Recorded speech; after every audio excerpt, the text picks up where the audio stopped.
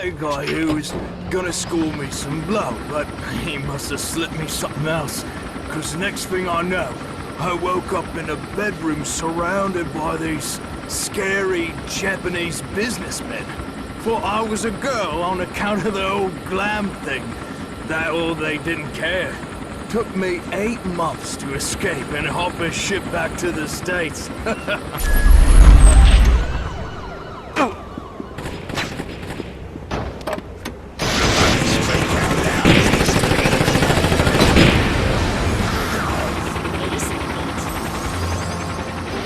I'd always considered myself a happy person, you know?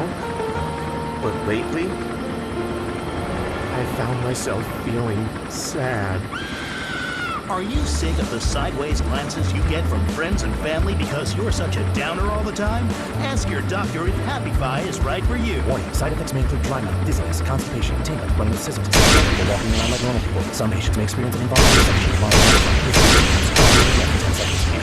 Contact your doctor if the teeth tingle or headache falling out. Happify is not intended for use in dogs that Happify has changed my life forever. Thanks.